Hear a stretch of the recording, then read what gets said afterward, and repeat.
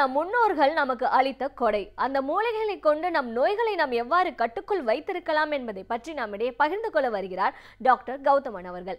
நம் வீடியோலே வா நிகழ்ச்சியின் அடுத்த பகுதியாக வரவிருப்பது பல்லாண்டு வாழ்ந்திட. அன்பான கலைஞர் தொலைக்காட்சி நேயர்களுக்கு என்னுடைய இனிமையான காலை வணக்கங்கள். இன்றைக்கி நம்ம பார்க்கக்கூடிய தாவரத்துடைய பெயர் ஆனந்த மூலி அப்படின்னு பேர். ஆனந்த மூலம் அப்படின்னும் சொல்லுவாங்க. பொதுவாக பார்த்திங்கன்னா குளிர் அதிகமாக இருக்கக்கூடிய பிரதேசங்களில், மலை பிரதேசங்களில், உயரம் அதிகமாக இருக்கக்கூடிய மலைகளில் வளரக்கூடிய ஒரு வகையான செடி வகை தாவரம்னு சொல்லுவோம்.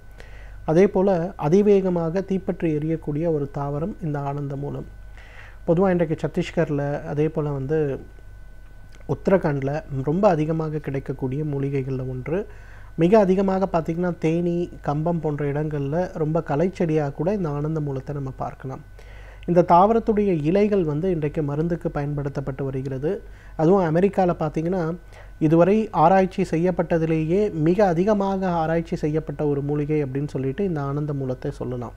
இன்றைக்கு அமெரிக்காவில், கொலம்பியாவில், அதே போல் கனடாவில் சில இடங்களில் கூட இந்த ஆனந்த மூலம் கிடைக்கிறத நம்ம பார்க்க முடிகிறது. இந்த ஆனந்த மூலத்துடைய முக்கியமான ஒரு மருத்துவ குணம் அப்படின்னு பார்க்கும்போது, முதலாவது பார்க்கின்சன் டிசார்டர்ஸ்ன்னு சொல்லக்கூடிய நரம்பு நோய்களை நீக்கக்கூடிய ரொம்ப அருமையான ஒரு மருந்து இது அப்படின்னு சொல்லலாம்.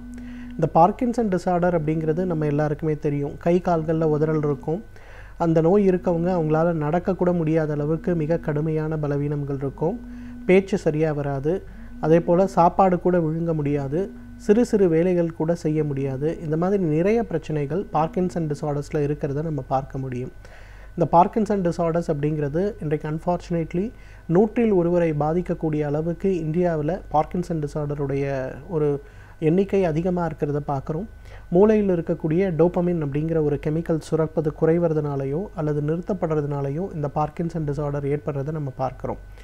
இன்றைக்கு பார்க்கின்சன் டிசார்டருக்கு கொடுக்கக்கூடிய மருந்துகளுடைய அளவு படிப்படியாக அதிகமாகி கொண்டு தான் போகிறதே தவிர, அந்த பார்க்கின்சன் டிசார்டருக்கு இதனால் மிகப்பெரிய அளவில் முன்னேற்றம் அப்படிங்கிறது பெரிய அளவில் கொடுக்க முடிவதில்லை. அந்த இடத்துல இந்த ஆனந்த மூலி மிகப்பெரிய மருந்தாக இருக்கிறது அப்படிங்கிறது கண்டுபிடிக்கப்பட்டிருக்கு. இன்ஃபேக்ட் இது இன்றைக்கு அமெரிக்காவில் இருக்கக்கூடிய நரம்பியல் சம்பந்தப்பட்ட மருத்துவமனைகளில் பார்க்கின்சன் நோயாளிகளுக்கு கொடுக்கக்கூடிய மிக முக்கியமான ஒரு மருந்தாக இருக்கிறத நம்ம பார்க்க முடிகிறது. இதற்கு முற்றிலும் ஒரு காரணம் என்னன்னு பார்த்தீங்கன்னா, இங்கே இருக்கக்கூடிய ஒரு ஆயுர்வேத மருத்துவர் அங்கே போன பிறகு இந்த மூலிகையுடைய தன்மையை கண்டறிந்து அங்கே இருக்கக்கூடிய மருத்துவ பல்கலைக்கழகத்தோடு சேர்ந்து அதை ஒரு ஆராய்ச்சி பொருளாக செய்து அதன் பிறகு கிட்டத்தட்ட 20 வருடங்களாக அவங்கள அதில் ஆராய்ச்சி செய்ததோடைய முடிவு தான் இன்றைக்கு பார்க்கின்சன் டிசார்டருக்கு இந்த ஆனந்த மூலத்திலிருந்து எடுக்கக்கூடிய எண்ணெய் போன்ற ஒரு சொட்டு மருந்து கொடுக்கப்படுறதை நம்ம பார்க்குறோம். பொதுவாக ஆயுர்வேத மருத்துவத்திலையும் பார்த்திங்கன்னா இதை பதப்படுத்தப்பட்ட எண்ணெய் மருந்தாக கொடுக்குறாங்க. அதாவது இந்த ஆனந்த மூலியை பொறுத்தவரையும் அதோட இலைகள் மருந்துக்காக பயன்படுத்தப்படுகிறது. இலைகள் உலர வைக்கும்போது சிறு சிறு தூளாக நொறுங்கி போகக்கூடிய ஒரு தன்மை இருக்கக்கூடிய இலைகள். அதனால் என்ன பண்ணுறாங்கன்னா, 1 லிட்டர் அளவுக்கு நல்லெண்ணெய் எடுக்கும்போது 10 கிலோ அளவுக்கு இந்த ஆனந்த மூலியுடைய இலைகளை சூரணமாக பதப்படுத்தி வச்சுக்கிறாங்க. 10 லிட்டர் அளவுக்கு அந்த 1 லிட்டர் எண்ணெயில் தண்ணீரை ஊற்றி அதில் இந்த பொடியை போட்டு நன்றாக கொதிக்க வைத்து ஒரு கஷாயமாக ஆன பிறகு, அதாவது 1 பங்காக அது குறைந்த பிறகு வடிகட்டி எடுக்கக்கூடிய கஷாயம், அதை எண்ணெய் மற்றும் இந்த கஷாயம் இது ரெண்டுத்தையும் ஒன்றாக சேர்த்து நன்றாக கொதிக்க வைத்து படிப்படியாக அந்த இடங்களில் இருக்கக்கூடிய அந்த தண்ணீர் ஆவியாகும் வரை கொதிக்க வைக்கப்பட்டு அந்த எண்ணெய் பதப்படுத்தி எடுக்கப்படுகிறது. இந்த எண்ணெயை பார்க்கின்சன் சம்பந்தப்பட்ட தொந்தரவு இருப்பவர்கள் காலையில் வெறும் வயிற்றில் 10 சொட்டுகளும், அதே போல் இரவு படுக்கும்போது ஒரு 10 சொட்டுகளும் எடுத்துக்கொள்ளும்போது எந்த விதமான சிண்டோப்பா சம்பந்தப்பட்ட பிரச்சனைகளோ அல்லது மற்ற மருந்துகள் இன்றைக்கு பார்க்கின்சனுக்கு கொடுக்கக்கூடிய எந்த அலோபதி மருந்துகளுடைய தேவையும் இல்லாமல் படிப்படியாக அவர்களுடைய இயல்பான ஒரு வாழ்க்கைக்கு அவங்க திரும்ப முடியறதை நம்ம பார்க்க முடியும். அந்த அளவுக்கு மிகப்பெரிய அளவில் இன்றைக்கு இந்த பார்க்கின்சன் நோயை குணப்படுத்தக்கூடிய மிகப்பெரிய மருந்து இந்த ஆனந்த மூலம். இரண்டாவது பார்த்திங்கன்னா, இன்றைக்கு நிறைய ஆண்களுக்கு ஆண்மை குறைவு சம்பந்தப்பட்ட பிரச்சனை இருக்கிறத பார்க்குறோம். அதுவும் நரம்புகளில் ஏற்படக்கூடிய பலவீனம். இன்றைக்கு ஆயுர்வேத மருத்துவத்தை பொறுத்தவரையிலும் ஆண்மை குறைவுக்கு முக்கியமான காரணம் நரம்பு பலவீனம் தான். நரம்புகளுடைய பலவீனம் குறையும் போது தான் ஆண்மை குறைவு சம்பந்தப்பட்ட பிரச்சனைகள் குணப்படுத்த முடியுமே தவிர, தற்காலிகமாக ஆண்மை குறைவுக்கு கொடுக்கக்கூடிய மருந்துகள் எதுவுமே நமக்கு உதவி செய்கிறது அப்படிங்கிறத நம்ம நினைத்து கூட பார்க்க முடியாது. அந்த வகையில் பார்த்திங்கன்னா இந்த ஆண்மை குறைவுக்கு கொடுக்கக்கூடிய மிக முக்கியமான மருந்துகளில் இந்த ஆனந்த மூலமும் ஒன்று. இந்த ஆனந்த மூலம் சம்பந்தப்பட்ட தாவரத்தை ஒரு பெரிய சட்டியில் போட்டு மேலே இன்னொரு சட்டி போட்டு கவுத்து அதை சீலை செய்து மண்ணுக்குள்ளே வைத்து புடம் போட்டு எடுக்கக்கூடிய அந்த ஒரு சாம்பல், அந்த சாம்பலை ஒரு 500 மில்லிகிராம் அளவுக்கு எடுத்து சிறிதளவு இனிப்பு அல்லது வாழைப்பழத்துக்குள்ளே வைத்து சாப்பிடணும். இதை ஒரு பழக்கமாக ஒரு மண்டலம் சாப்பிட்டு விட்டு அதன் பிறகு உடலுறவு கொள்ள ஆரம்பித்தோமேயானால் நீண்ட நேரம் உடலுறவு கொள்வதற்கும் அதே போல் ஆணுறுப்புகளுடைய எழுச்சி நன்றாக இருப்பதற்கும் அது மிகப்பெரிய அளவில் உதவி செய்கிறத பார்க்க முடியும். ஆனால் 10 கிலோ அளவுக்கு ஆனந்த மூலத்துடைய இலையை போட்டு எரித்து சாம்பல் எடுத்தோம்னா நமக்கு வெறும் 100 கிராம் தான் கிடைக்கும். அதனால் கமர்ஷியலாக பார்த்திங்கன்னா மார்க்கெட்டில் இதோட விலை ரொம்ப அதிகமாக இருக்கிறத பார்க்குறோம். ஆனால் இதோட எஃபிகசி 100 வயாகிரா மாத்திரையை விட மிக அதிகமாக இருக்கிறது அப்படிங்கிறதும் இன்றைக்கு ஆராய்ச்சி பூர்வமாக நிரூபிக்கப்பட்ட ஒரு விஷயமா இருக்கிறது நம்ம பார்க்குறோம். மூன்றாவது பார்த்திங்கன்னா இன்றைக்கு நிறைய பேருக்கு பார்த்திங்கன்னா மனச்சோர்வு. காலையில் எழுந்திருக்கும் போதே ஏன் எழுந்திருக்கிறோம், வேலைக்கு போகணுன்னா ஒரு இன்ட்ரெஸ்டே இல்லாமல் வேலைக்கு போகிறது. நிறைய குழந்தைகள், கல்லூரிக்கு போகக்கூடிய குழந்தைகள், படிக்கக்கூடிய குழந்தைகள், இவங்க எல்லாருக்குமே மனதளவில் நிறைய அழுத்தங்கள் இருக்கிறத நம்ம பார்க்குறோம்.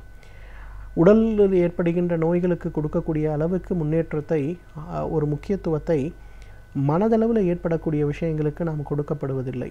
அதனால தான் பார்த்திங்கன்னா 10th ஸ்டேட் ஃபஸ்ட்டு வாங்கக்கூடிய குழந்தைகள் கூட +2 வரும்போது மிகப்பெரிய அளவில் பின்தங்கி போகிறத நம்ம பார்க்குறோம்.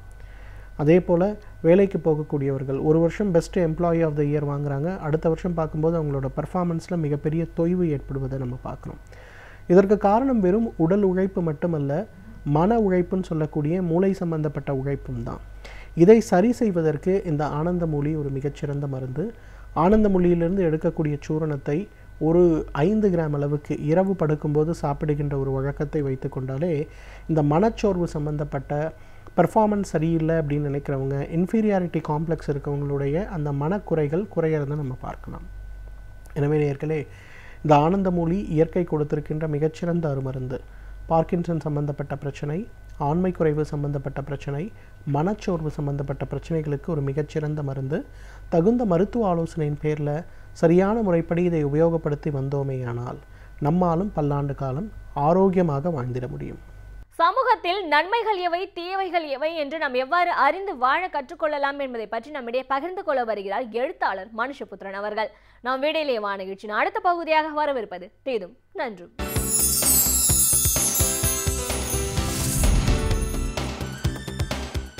வணக்கம் நண்பர்களே, இன்னும் ஒரு இனிய காலை பொழுதில் தீதும் நன்றும் நிகழ்ச்சியில் உங்களை சந்திப்பதில் மிக்க மகிழ்ச்சி அடைகிறேன். பொதுவாக பண்டிகைகள் என்பது காலத்திற்கு காலம் மாறி வந்திருக்கிறது. அடிப்படையான நம்பிக்கைகள் ஒன்றாக இருந்தாலும் கூட ஒவ்வொரு காலகட்டத்திலும் பண்டிகையின் போது நாம் செய்யக்கூடிய பல விஷயங்கள் பெருமளவிற்கு மாறுதல் அடைந்து வந்திருக்கின்றன. அந்த மாற்றங்கள் சமூக ரீதியாக தவிர்க்க முடியாதவை என்பதும் கூட உண்மை. உதாரணமாக தீபாவளியை நாம் இப்பொழுது எடுத்துக்கொள்ளலாம். தீபாவளி வரப்போகிறது.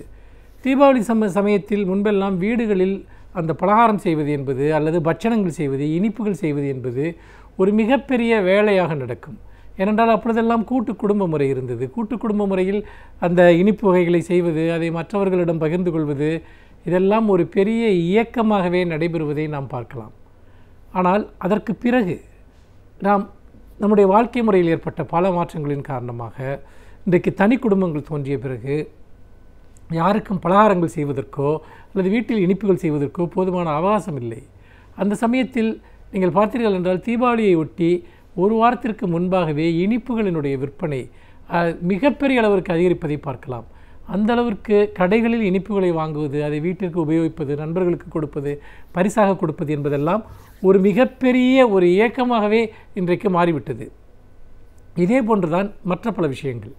அப்படி பார்க்கிற போது தீபாவளி சமயத்தில் புதிதாக வந்து சேர்ந்த சில விஷயங்களை நாம் பார்க்க வேண்டும். சமீபத்தில் டெல்லியில் தீபாவளி சமயத்தில் பட்டாசுகள் விற்பதற்கும் வெடிப்பதற்கும் தடை விதிக்கப்பட்டிருக்கிறது. இந்த தடை பல்வேறு விதமான கருத்துக்களை, விமர்சனங்களை உருவாக்கி இருக்கிறது. அப்படி பார்க்கிற போது இந்த பட்டாசு வெடிப்பது அல்லது விற்பது சார்ந்து தொடர்ந்து சர்ச்சைகள் எங்கும் இருக்கின்றன.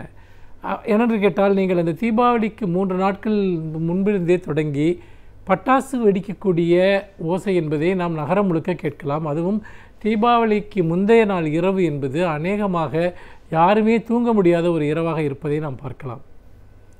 மக்களுடைய மகிழ்ச்சிக்காக, சந்தோஷத்திற்காக இதை செய்கிறார்கள் என்பதை நாம் ஒருபுறம் ஏற்றுக்கொள்வோம். பண்டிகையை கொண்டாடுவதற்காக இதை செய்கிறார்கள் என்று. ஆனால் தீபாவளியோடு பட்டாசு எப்பொழுது சேர்ந்தது என்பதை நாம் சிந்திக்க வேண்டும். தீபாவளி என்பது ஆயிரம் ஆண்டுகளாக கொண்டாடப்பட்டு வரக்கூடிய ஒரு பண்டிகை. அது ஒரு தீப ஒளி திருநாள் பண்டிகை. அந்த சமயத்தில் தீபங்களை ஏற்றி வழிபடுவது, வீட்டில் சமைத்து உண்பது, நான் போய் கோவிலுக்கு சென்று வழிபடுவது, இதுதான் காலமாக இருந்து வந்த நடைமுறை. பட்டாசு என்கிற விஷயமே மிக சமீபத்தில், அதாவது 1940களில் தான் இந்தியாவில் அறிமுகமாகிறது. அது சிவகாசியில் அதை உற்பத்தி செய்ய ஆரம்பிக்கிறார்கள். கொஞ்சம் கொஞ்சமாக அது பரவுகிறது.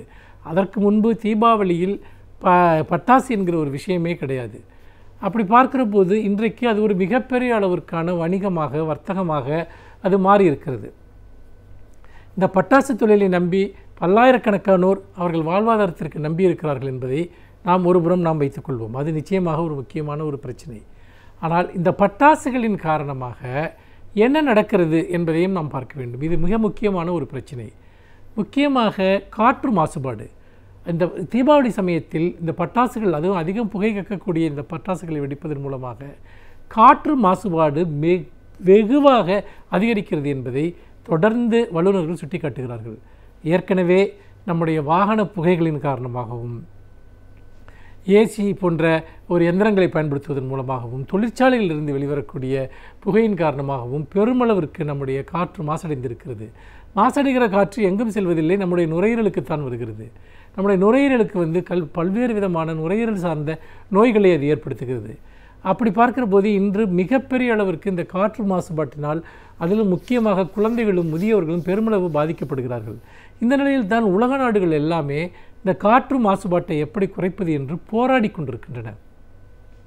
அதற்காக இப்பொழுது பேட்டரி கார்களை, அதாவது புகை கக்காத பேட்டரி கார்களை உற்பத்தி செய்வது அல்லது வேறு விதமான ஒரு முயற்சிகளை எல்லாம் அவர்கள் செய்து பார்த்து கொண்டிருக்கிறார்கள். ஆனால் இந்த நிலையில் நாம் பண்டிகை என்கிற பெயரில், அது போகி பண்டிகையாக இருந்தால் பழைய துணிகளை அல்லது தேவையற்ற பொருட்களை எரிப்பது என்கிற பெயரில் நாம் பெருமளவிற்கு காற்று மாசுபாட்டை உருவாக்குகிறோம். பிளாஸ்டிக் பொருட்களை எரிப்பது போன்றவற்றையெல்லாம் கூட நாம் செய்கிறோம். இதில் இருக்கக்கூடிய இந்த கார்பன் டை ஆக்சைடு என்பது நம்முடைய நுரையீரலுக்கு பெருமளவிற்கு சேதம் விளைவிக்கக்கூடியது. அதேபோல் தான் இந்த பட்டாசு புகை என்பதும். இதோடு சேர்ந்து ஒளி மாசுபாடும் சேர்ந்து கொள்கிறது. என்றால் சில பேர் ஒரு மகிழ்ச்சிக்காக ஒரு மத்தாப்போ அல்லது சிறு சிறு வெடிகளையோ வெடிக்கக்கூடியவர்கள் இருக்கிறார்கள். ஆனால் பல்லாயிரக்கணக்கான ரூபாய்க்கு பட்டாசுகளை வாங்கி அதை இடைவிடாமல் வெடித்து கொண்டிருக்கக்கூடியவர்களையும் நாம் பார்க்கிறோம். இடையறாது வெடிக்கக்கூடிய அந்த ஒரு பட்டாசு வெடிப்பின் மூலமாக அவர்களுக்கு ஒரு விதமான ஒரு ஆவேசத்துடன் அந்த பண்டிகையை கொண்டாடுவதை நாம் பார்க்கிறோம். இந்த ஒளி மாசினால் பலரும், முக்கியமாக குழந்தைகள், முதியவர்கள், அதிலும் வளர்ப்பு பிராணிகள் அந்த இரவில் படுகிற பாட்டை சொல்லவே முடியாது. வீட்டில் இருக்கக்கூடிய பூனைகள் அல்லது நாய்கள், தெருக்களில் இருக்கக்கூடிய பிராணிகள், இவையெல்லாம் அஞ்சி நடுநடுங்குகிற காட்சியை நாம் பார்க்கலாம். கிட்டத்தட்ட ஒரு போர்க்குளம் போல நாம் இந்த நகரத்தையே மாற்றி விடுகிறோம். பண்டிகைகள் கொண்டாடப்பட வேண்டியவை, அவை மனிதர்களுடைய மகிழ்ச்சிக்கானவை. ஆனால் நாம் என்ன செய்கிறோம்? பண்டிகை என்கிற பெயரில் இவ்வளவு பெரிய மாசுபாட்டை நாம் உருவாக்குகிறோம். இந்த மாசுபாட்டை உருவாக்குவதன் வழியாக நாம் எதை சாதிக்கப் போகிறோம் என்பதை நாம் சிந்தித்து பார்க்க வேண்டும். அது நிச்சயமாக விபத்துகளையும், ஏனென்றால் அந்த தீபாவளி சமயத்தில் ஏற்படக்கூடிய விபத்துகள் என்பது ஆண்டுக்காண்டு அதிகரித்து வருகிறது. பட்டாசு தொழிற்சாலைகளில் ஏற்படக்கூடிய விபத்துகள், பட்டாசுகளை பயன்படுத்துவதற்கான விபத்துகள் எல்லாமே ஒரு பெரிய சேதத்தை ஏற்படுத்துகின்றன. காற்று மாசுபாடு, ஒளி மாசுபாடு என்கிற விஷயங்கள். பட்டாசு தொழில் படிப்படியாக குறைக்கப்பட்டு அந்த தொழிலாளர்களுக்கு வேறு வாழ்வாதாரங்கள் உருவாக்கப்பட வேண்டும். மாற்றுத் தொழில்கள் அந்த பகுதியில் உருவாக்கப்பட வேண்டும். தீபாவளி என்பது அமைதியான, ஒளி மிகுந்த பண்டிகையாக கொண்டாடப்பட வேண்டும் என்பதுதான் நம்முடைய விருப்பமாக இருக்கிறது. மீண்டும் இன்னும் ஒரு புதிய சிந்தனையோடு உங்களை சந்திக்கிறேன். நன்றி, வணக்கம். பல்வேறு துறைகளில் பல சாதனைகளை படைத்த வல்லுநர்கள் அவர்களுடைய அனுபவங்களை நம்முடன் பகிர்ந்து கொள்ளும் போது அது நமக்கு சிறந்த வழிகாட்டுதலாக அமைகின்றது. அந்த வகையில் இன்றைய சிறப்பு விருந்தினர் யார் என்பதை பற்றியும், அவர்கள் என்ன செய்திகளை நம்முடன் பகிர்ந்து கொள்ளப் போகிறார்கள் என்பதையும் பார்க்கலாம். நாம் விடையிலே வா நிகழ்ச்சியின் அடுத்த பகுதியாக வரவிருப்பது சிறப்பு விருந்தினர் பகுதி.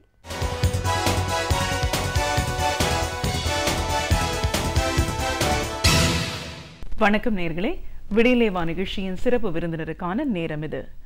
இன்றைய சிறப்பு விருந்தினர் அனைத்திந்திய வங்கி ஊழியர் சம்மேளனத்தின் பொதுச் செயலாளர் திரு CH வெங்கடாச்சலம். ஒரு பொதுச் செயலாளர் அப்படிங்கிற முறையில் இன்னைக்கு வங்கிகளோட செயல்பாடு, அவர்களோட தேவைகள் என்ன, ஸ்திரத்தன்மையற்ற ஒரு அரசாங்கத்தினால மக்கள் எந்த அளவுக்கு பாதிக்கப்படுறாங்க இப்படின்னு பல விஷயங்களை இன்னைக்கு நம்ம அவர்கிட்ட கேட்டு தெரிஞ்சுக்கலாம். வணக்கம் சார். வணக்கம்மா. அனைத்து இந்திய வங்கி ஊழியர் சம்மேளனத்தின் பொதுச் செயலாளர் அப்படிங்கிற முறையில் முதல்ல எங்கள் நிகழ்ச்சிக்கு உங்களை நாங்கள் வரவேற்கிறோம். ரொம்ப மகிழ்ச்சி. இப்போ ஒரு வங்கி ஊழியர்கள் அப்படின்னு நம்ம சொல்லும்போது இதில் நிறைய போராட்டங்கள் தான் பார்த்துருக்கோம். இந்த கடந்த காலங்களில் பார்க்கும்போது ஏதோ ஒரு பிரச்சனை, அது தேவைகள் இருக்குது, அதற்காக அரசாங்கத்தினோட முறையிடுறாங்க, போராட்டங்கள் நடக்கிறாங்க. அதோட பலன்கள் அப்படின்னு பார்த்தோன்னா இன்றைக்கும் பல விஷயங்களில் கேள்விக்குறியாகிற ஒரு சூழல் தான் நம்ம பார்க்குறோம். இதுக்கு அப்பாற்பட்டு பல துறைகளில் இருக்கிற ஊழியர்களும் அவர்களோட தேவைக்காக வீதியில் இறங்கி போராடக்கூடிய ஒரு சூழல் இருக்கு. இந்த கடந்த 5 ஆண்டு கால அதிமுக ஆட்சியிலும் சரி, இப்போ தொடர்ந்து இருக்கிற இந்த ஆட்சியிலையும் சரி, இன்னைக்கு மக்கள் பிரச்சனை அப்படிங்கிறத ஒரு கவனத்திலேயே எடுக்காத ஒரு நிலை, ஒரு போக்கு தான் இருக்கிறத நம்ம பார்க்க முடியுது. செயலற்று போன தமிழக அரசின் மூலமாகவும் அவர்களோட நடவடிக்கைகள் மத்திய அரசோட இணக்கமா போனாதான் பல விஷயங்களை நம்ம சரிப்படுத்தி கொடுக்க முடியும், மக்களுக்கு தேவைகளை பூர்த்தி செய்ய முடியும் அப்படின்னு சொல்லிக்கிட்டே இன்னைக்கு பல முக்கியமான முடிவுகள் கடந்த காலங்களில் ஒரு தீர்வு காணாத ஒரு நிலையில இன்னைக்கு நமக்கு பாதகமான முறையில் எல்லாம் போயிட்டு இருக்கக்கூடிய ஒரு சூழல் இருக்கு.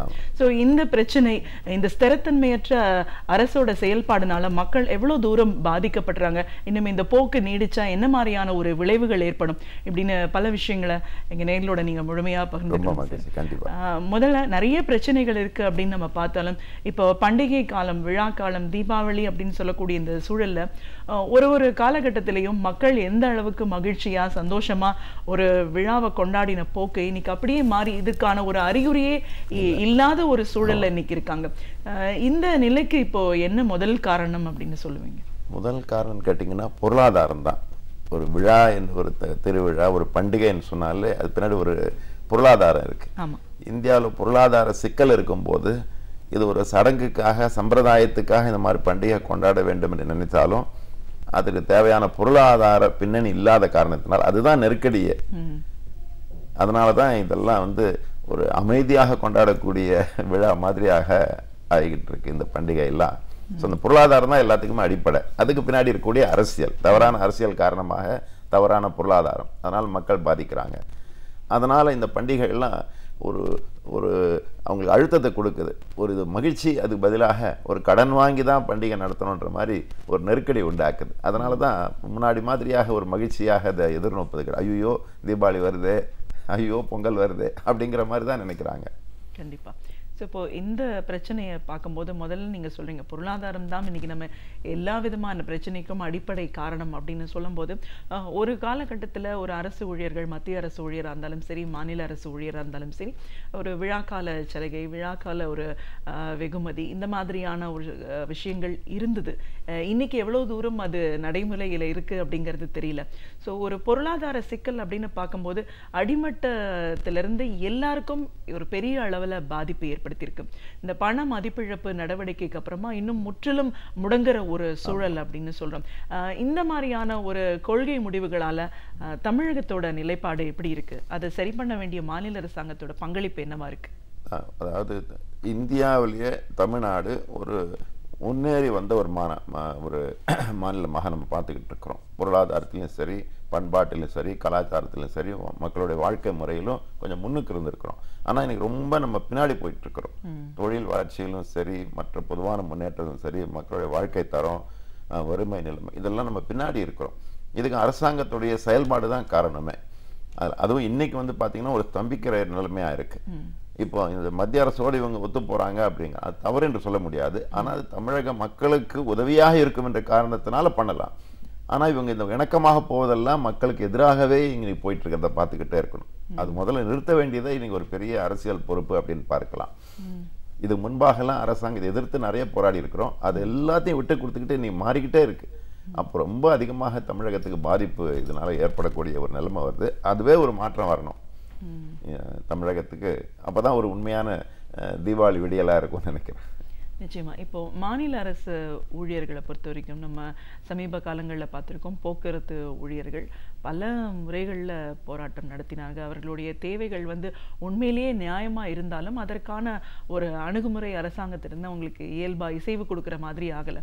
ஸோ இப்போ போராட்டங்கள்னும் போது இப்போ மாநில அரசு ஊழியர்கள் பொறுத்த வரைக்கும் மத்திய அரசுக்கு இணையாக சம்பளம் உயர்வு வேணும்னு கேட்டு ஒரு பக்கம் இருக்கிறத பார்க்குறோம். ஓய்வூதியதாரர்களுக்கு அந்த பென்ஷன் கூட சரியான முறையில் போக்குவரத்து துறையை பொறுத்த வரைக்கும் போய் பார்க்குறோம்.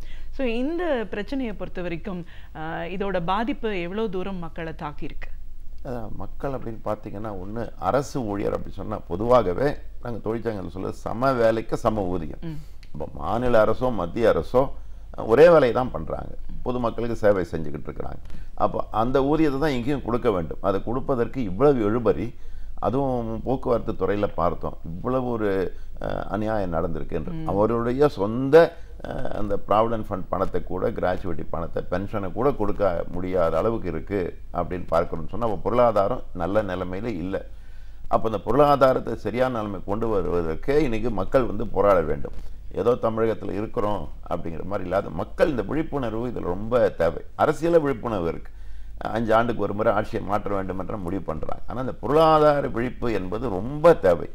சின்ன சின்ன நாடுகள்லாம் கூட மேலை நாடுகளில் இருக்குது. ஆனால் இந்தியாவில் சகிப்புத்தன்மை அரசாங்கத்துக்கு இல்லை, ஆனால் மக்களுக்கு ரொம்ப சகிப்புத்தன்மை இருக்குது. இருந்தாலும் கூட ஏதோ போன ஜென்மத்தில் தவறு செஞ்சதுனால இப்போ நம்ம கஷ்டப்படுறோம்னு நினச்சிக்கிட்டு இருக்கிறாங்க. ஆனால் இந்த பொருளாதார விழிப்பு இருந்ததுன்னு சொன்னால் இதெல்லாம் நம்ம நிறைய நிறுத்த முடியும். மக்கள் ஓரளவுக்கு அமைதியாக மகிழ்ச்சியாக வாழக்கூடிய வாய்ப்பு ஏற்படும்.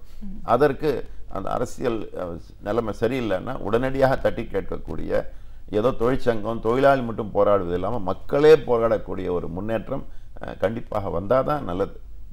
இப்போ வங்கி ஊழியர்கள் பொறுத்த வரைக்கும் பார்த்தீங்கன்னா, இது வங்கி ஊழியர் சம்மேளனம் பல வருடங்களாக இருக்கிறத பார்க்குறோம். ஒரு வெல்ஃபேருக்காக இதெல்லாம் ஆரம்பிச்சிருக்காங்க அப்படின்னாலும் இன்னைக்கு அது ஒரு பெரிய அளவில் ஒரு மாற்றத்தை ஏற்படுத்த வேண்டிய ஒரு கட்டாயமான சூழல் இருக்கிறத பார்க்குறோம். வங்கிகள் அப்படின்னு பார்க்கும்போது இந்த ப்ரைவேட்டைசேஷன் அப்படிங்கிற ஒரு பிரச்சனை பெரிய அளவில் பாதிக்கிறத பார்க்குறோம். இன்னைக்கு ஆட்கள் பற்றாக்குறை அப்படின்னு சொல்கிறாங்க, சரியான முறையில் அந்த இடத்துக்கான ஆட்கள் இல்லை அப்படின்னு சொல்கிறாங்க. ஸோ இந்த மாதிரியான ஒரு பிரச்சனைகளை நீங்கள் எப்படி முன்வைக்கிறீங்க? அதற்கு என்ன மாதிரியான தீர்வுகள் கடந்த காலங்களில் கிடைச்சிருக்கு? அதாவது நாங்கள் ஒரு 70 ஆண்டுகளாக இந்தியாவில் வங்கித்துறையில் தொழிற்சங்கத்தில் இருக்கிறோம். 2 கொள்கை நாங்கள் அடிப்படையாக வச்சுருக்கிறோம். ஒன்று, தொழிற்சங்கன்ற முறையில் வங்கி ஊழியருடைய பொருளாதார மேம்பாட்டுக்காக, ஊதியத்திற்காக, உரிமைகளுக்காக, முன்னேற்றத்திற்காக, சலுகைக்காக போராடிக்கிட்டு இருக்கிறோம். ஆனால் அதை விட இந்தியா குறைஞ்சபட்சம் ஒரு 200 ஆண்டுகள் ஆங்கிலேய ஏகாதிபத்தியத்தினால சுரண்டப்பட்டு ரொம்ப மிகப்பெரிய பொருளாதாரமாக, தொன்மையான பொருளாதாரத்திலிருந்து ரொம்ப நம்ம பின்தங்கி போயிட்டோம். அப்போ அதுலேருந்து முன்வர வேண்டும் என்று சொன்னால் பொருளாதாரம் இன்னும் வளர்ச்சி அடைய வேண்டும். பொருளாதாரத்திற்கு முதுகெலும்பு வங்கித்துறை. அது இந்தியாவில் ஒரு பிரத்யேகமானது. மிக அதிகமான மக்களுடைய சேமிப்பு வங்கியில் இருக்குது. இன்றைக்கி வங்கியில் இந்தியாவில் 110 லட்சம் கோடி, இந்தியாவுடைய மொத்த ஜிடிபியில் 80% அப்படின்னு சொல்கிறாங்க. அவ்வளவு பெரிய தொகை இருக்குது. அப்போ அதுக்கு பாதுகாப்பு, அது நாட்டு வளர்ச்சிக்கு உதவ வேண்டும். அப்படி உதவ வேண்டும் என்று சொன்னால் அது அரசாங்கத்தோட கொள்கையோடு இணைந்து இருக்க வேண்டும். அதுக்காக நாங்கள் போராடி பெரிய வங்கிகள்லாம் இனி தேசியமயமாக்கப்பட்டு பெரிய மாற்றங்கள், கிராம கிளைகள் திறந்திருக்கிறோம். பொதுமக்கள் வங்கி சேவை நுகர முடிகின்றது. பிரத்யேகமாக முன்னுரிமையாக விவசாயத்திற்கு, வேலை வாய்ப்புக்கு, வறுமை ஒழிப்புக்கு, பெண்கள் நலத்திற்காக, இளைஞர்கள் படிப்பதற்காக, சுகாதாரத்திற்காக, கட்டுமானத்திற்காக, சிறு தொழிலுக்காக இப்படிலாம் கடன் கொடுத்துக்கிட்டே இருக்கிறோம். அப்போ அது இன்னும் வளர வேண்டும் அப்படின்னு பார்க்குறோம். ஆனால் இன்றைக்கி அது ஏதோ வணிகம் என்பது, ஒரு வங்கி தொழில் என்பது வணிகம், அது லாபத்துக்காக மட்டும், அது நாம ஏன் செய்ய வேண்டும் என்று அரசாங்கம் அதிலிருந்து ஒதுங்கி அதை தனியாருக்கு கொடுக்கணும்னு நினைக்கிறாங்க. தொழில் தனியார் செய்யலாம், ஆனால் வங்கியில் மக்களுடைய சேமிப்பு இருக்கின்ற காரணத்தினால், சேமிப்பு தான் நாட்டுக்கு ஒரு மூலதனம். ஓரளவுக்கு வரி போடலாம், ஓரளவுக்கு கடன் வாங்கலாம், ஆனால் இந்த சேமிப்பு முக்கியம். அதை பாதுகாக்க வேண்டும் என்று சொன்னால் இது அரசாங்கத்துடைய கண்காணிப்பில் இந்த வங்கி இருக்கணும். ஆனால் இப்போ இருக்கக்கூடிய அரசாங்கம் இதை எப்படியாவது தனியாரிடம் கொடுத்து விட வேண்டும், தனியார் இருக்க வேண்டும், தனி முதலாளிகள் இருக்க வேண்டும், அவங்களுக்கும் ஊக்கம் எல்லாம் இருக்குது. ஆனால் இது மாதிரியான துறைகள் அவங்கள்ட்ட போகக்கூடாது. அதை எதிர்த்து நாங்கள் கடுமையாக போராடிக்கிட்டே இருக்கிறோம். ஆனால் இன்றைக்கி இருக்கக்கூடிய மத்திய அரசாங்கம் அதை எப்படியாவது தனியாரிடம் ஒப்படைக்க வேண்டும் என்று முயற்சி பண்ணுறாங்க. அது ரொம்ப தவறான ஒரு பாதையில் போகிறாங்க. அதை எதிர்த்து நாங்கள் போராடிக்கிட்டு இருக்கிறோம். மக்களும் இந்த வங்கிகள் நமக்காக, இந்த வங்கிகள் நாட்டுடைமையாக்கப்பட்ட வங்கிகள் நாட்டு நன்மைக்காக நாங்கள் ஒன்று வச்சுருக்கிறோம். People's money for people's welfare. மக்கள் சேமிப்பு மக்கள் நன்மைக்கு. அப்போ அது மக்களும் புரிந்து கொண்டு எங்களோட பண்ணாங்கன்னு சொன்னால் இந்த வங்கிகளை பாதுகாத்து இன்னும் வறுமை கோட்டு கீழே இருக்கக்கூடிய மக்கள் பொருளாதாரத்தில் முன்னுக்கு வரக்கூடிய ஒரு முன்னேற்றத்திற்காக போராட முடியும்னு நினைக்கிறேன். எங்களோட அவங்களும் இணையணும். கண்டிப்பா சார். நீங்க இணையணும்னு சொல்லும்போது தான் இந்த பாதுகாப்பு அப்படின்ற ஒரு விஷயம் சொல்லியிருக்கீங்க. இந்த தனியார் மயம் இல்லாத ஒரு இந்த நாட்டுடைமையாக்கப்பட்ட வங்கிகள் அப்படிங்கிறதுனால தான் மக்களுக்கு வந்து அதிகப்படியான ஒரு நம்பிக்கை வங்கிகள் மேல இருக்கு அப்படிங்கிறது. ஒரு கடந்த காலங்களில் 2007லலாம் இந்த ரெசெஷன் வந்த பீரியட்லாம் இந்த தனியார் வங்கிகள் அமெரிக்கா போன்ற நாடுகள்லாம் எந்த மாதிரியான ஒரு விளைவுகளுக்கு சந்திச்சாங்கன்னு பார்க்கணும். ஆனா அந்த காலகட்டங்களில் வந்து இந்தியா பெரிய அளவில் பாதிக்கப்படலை. அதுக்கு இந்த ஒரு கட்டமைப்பு இந்த நேஷனலைஸ்டு அப்படின்ற ஒரு இது ரொம்ப முக்கியமானதா இருக்கு. அரசாங்கம் நீ பெருமையா சொல்றாங்க இந்தியா அந்த உலக ஒரு சீர்குலைவில் நாங்க பாதிக்கப்படலைன்னு சொல்லி. அது காரணமே இது வங்கிகள் பொதுத்துறையில் இருந்தது. ஆனா இந்த பொதுத்துறையை தனியார் கொடுக்க வேண்டும் என்ற முயற்சி பண்ணது அரசாங்கம், அது எதிர்த்தது தொழிற்சங்கம். கண்டிப்பா. இப்போ அதுதான் கேட்குறேன். இப்போ இந்த தனியார் மயம் ஆகிறதுக்கு முன்னாடி நேஷனலைஸ்டாக இருந்ததுனால தான் இந்த பாதுகாப்பு நம்மளுக்கு இருக்கு அப்படின்னும் போது இப்போ அரசாங்கமே அதை ஒரு தனியார் மயம்னு கொண்டு போகும்போது எந்த அளவுக்கு மக்கள் பணத்துக்கான ஒரு உத்தரவாதம் பாதுகாப்பை வந்து வங்கிகள் சரி பண்ண முடியும்? அது மக்கள் கரெக்டாக கேட்டீங்க நீங்கள். ஏன்னா மேலை நாடுகளில் பார்க்குறோம், அங்கே தனியார் வங்கிகள் லாபத்திற்காக கூடுதலான லாபத்துக்காக தவறான வழிகளில் போய் அதெல்லாம் மூடி மக்களுக்கு இழப்பு ஏற்பட்டிருக்கு. இந்தியாவிலும் இந்த வங்கிகள்லாம் தனியார் மயமாக இருந்தபோது, தனியார் வங்கிகளாக இருந்தபோது நூற்றுக்கணக்கான வங்கிகள் இந்தியாவில் மூடப்பட்டு பொதுமக்கள் வந்து அவங்க சேமிப்பை இழந்திருக்கிறாங்க.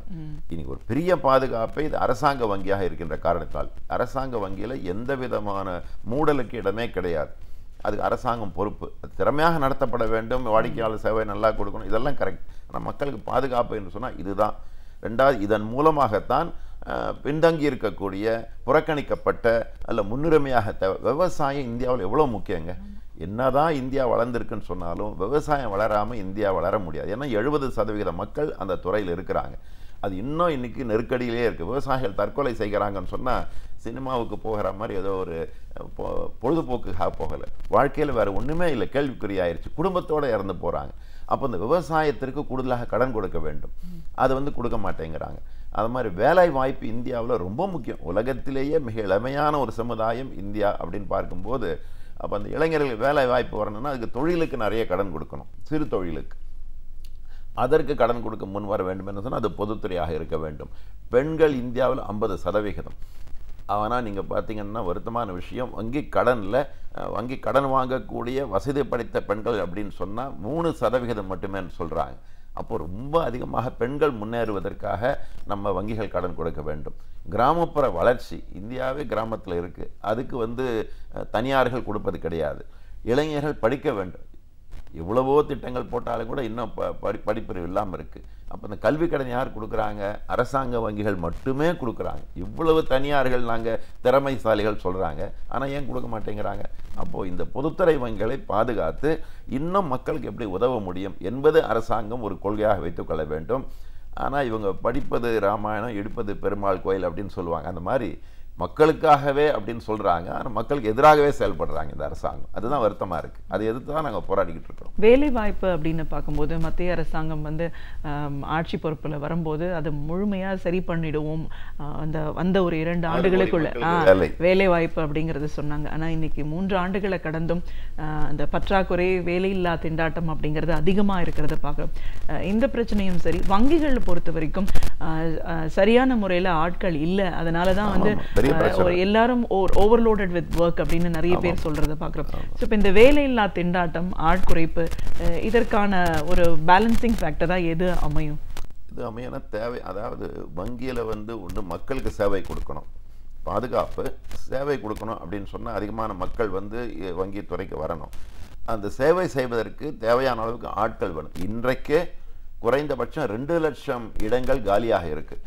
அது ஏன் அவங்க சுணக்கமாக இருக்கிறாங்க? 10 பேர் ஒன்றுனா 5 பேர் எடுக்கிறாங்க. காரணம், அதனால் வங்கி ஊழியர்களுக்கு ஊதியம் கொடுப்பதனால செலவு, லாபம் குறைவாயிடுது அப்படின்னு நினைக்கிறேன். ஏன் இந்த லாபம் ஒரு கருத்தில் வருது அப்படின்னு கேட்டிங்கன்னா, வராக்கடன், அந்த கொடுத்த கடனுக்கு வட்டி தான் வங்கிக்கு வருமானம். அது வந்து வராத இருக்கின்ற காரணத்தினால அந்த வட்டி இழப்பின் காரணமாக வருமான இழப்பம், லாப குறைவு, அதை ஈடுகட்ட தேவையான ஆட்களை இன்றைக்கி அவங்க வந்து உள்ளே வந்து அமர்த்தாமல் அதனால் சேமிப்புன்னு பார்க்குறாங்க. அப்போ எங்கேயோ பிரச்சனை, ஆனால் எதையோ செஞ்சுக்கிட்டு இருக்கிறாங்க. இதை வந்து மாற்ற வேண்டும். இந்தியாவில் இன்னும் அதிகமான வங்கிக்கு மட்டும் இல்லைங்க, பொதுத்துறை, அரசுத்துறை, ரிசர்வ் வங்கி, எல்ஐசி, ரயில்வே, பொதுத்துறை நிறுவனங்கள், இங்கே தான் வேலை வாய்ப்பு அதிகம். அதுதான் அரசாங்கத்துடைய பொறுப்பு. இவங்க வந்து தேர்தலில் சொன்னது மட்டுமல்ல, உண்மையாக எந்த அரசு வந்தாலும் வேலை வாய்ப்பு ரொம்ப முக்கியம். இளைஞர்கள் வேலை இல்லைன்னு சொன்னால் தவறான வழியில் போகக்கூடிய எல்லா சாத்தியக்கூறுகள் இருக்குது. தீவிரவாதம்னு சொல்கிறாங்க, அது போகலாம். தவறான வழியில் போயிடுறாங்க, இல்லை தப்பு செய்யலாம், இல்லை குறுக்கு வழியில் ஏதாவது சம்பாதிக்க முயற்சி செய்யலாம். இதெல்லாம் தடுக்க வேண்டும். பொறுப்பான ஒரு இளைஞர்களாக வளர வேண்டும் என்று சொன்னால் வேலை வாய்ப்பு, உத்தரவாதமான வேலை வாய்ப்பு.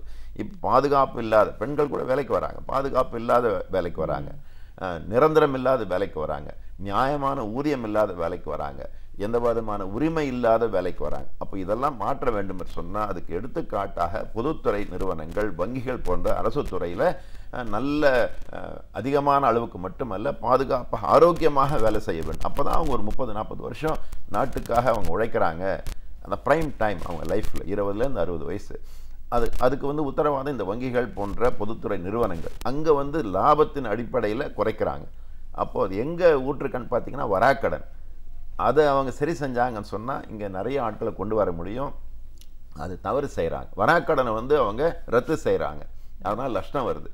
அது ஒன்று ஊழியர்கள் குறைப்பினால ஊழியர்களுக்கு பாதிப்பு, இளைஞர்களுக்கு வேலை இழப்பு. மூன்றாவது வாடிக்கையாளர் மீது அந்த சுமையை இன்னைக்கு வந்து அவங்க வந்து கொண்டு வராங்க.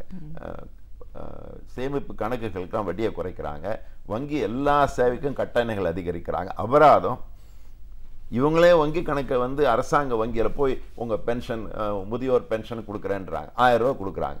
5000 குறைவு மினிமம் வச்சுருக்கணும் பேலன்ஸ் சொன்னால் 1000 ரூபாயில் அப்போ அது எடுத்துடுறாங்க.